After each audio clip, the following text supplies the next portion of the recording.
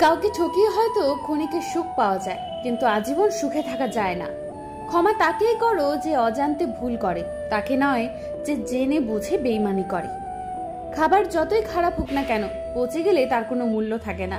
ঠিক তেমনি শিক্ষা যতই থাকুক না কেন, মনুষ্যত্ব না থাকলে সেই শিক্ষার কোনো মূল্য থাকে না। স্বপ্ন যখন যন্ত্রণা দেয়, বাস্তবতা তখন মানুষ চেনায়। কথায় আছে, কষ্ট না করলে কেষ্ট মেলে না। ঠিক তেমনি চেষ্টা না করলে কোনো কিছুই পাওয়া যায় না। জীবনে কষ্ট পেলে দুঃখ পাবে না, এই কষ্ট তোমাকে অনেক শক্ত করে দেবে। 5টি অভ্যাস নিজে থেকে একদম ঝেড়ে ফেলুন। অন্যের দয়া কামনা করা, পরিবর্তনকে ভয় করা, অতীত নিয়ে পড়ে থাকা, নিজেকে ছোট মনে করা, অতিরিক্ত চিন্তা করা। তোমার বিরুদ্ধে কেউ যদি কোনো কথা বলে তাহলে চুপচাপ শুনে যাও আর চুপ থাকো। জানি এটা মানা কঠিন হবে, তবে সময় ঠিক হলেই তোমার হয়ে কথা বলবে। প্রতিশোধ নেবার দরকার নেই, অপেক্ষা করো, সময় তোমার হয়ে প্রতিশোধ নিয়ে নেবে। দুঃখ সহ্য করা মানুষগুলো একদিন সুখী হবে, কিন্তু মানুষকে যারা কষ্ট দেয় তারা কখনো সুখী হতে পারে না। মধ্যবিত্ত জীবনের চাওয়া লুকিয়ে রাখা একটা শব্দ, থাক না, লাগবে না।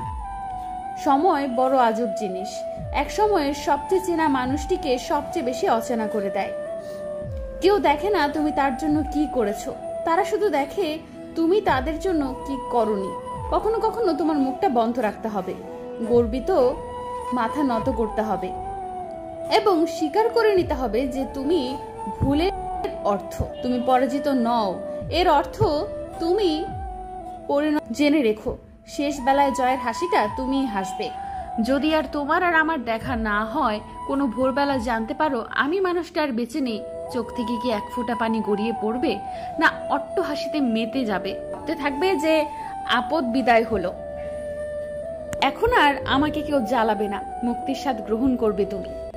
হয়তো এ সব কিছু সেদিন দেখতে পারবে না, আমি আর হবে না কোনো কষ্ট।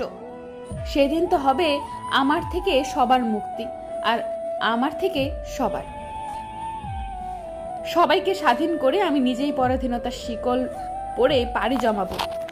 চলে যাওয়ার আগ মুহূর্তে খুব কষ্ট হবে, তা প্রতিটি শেষ বিদায়ের মানুষের হয়, আমারও হবে। তবে একটা তৃপ্তি থাকবে, সবাইকে মুক্তি দেওয়ার তৃপ্তি, আমি নামের অভিশাপ থেকে মুক্তি। না, কথাগুলো রাগ করে বলা নয়, প্রত্যেকটি মানুষকে বিদায় দিতে হয়, আজ হোক কিংবা কাল। আমরা কেউই এর ঊর্ধ্বে নয়, তবে কিছু মানুষ একটু আগে ভাগে যেতে চায়, নিশ্চয় আমাদের সর্বশ্রেষ্ঠ আশ্রয়দাতা মহান আল্লাহ। সুতরাং আমরা বিচলিত না হয়ে তার কাছে আশ্রয় প্রার্থনা করি।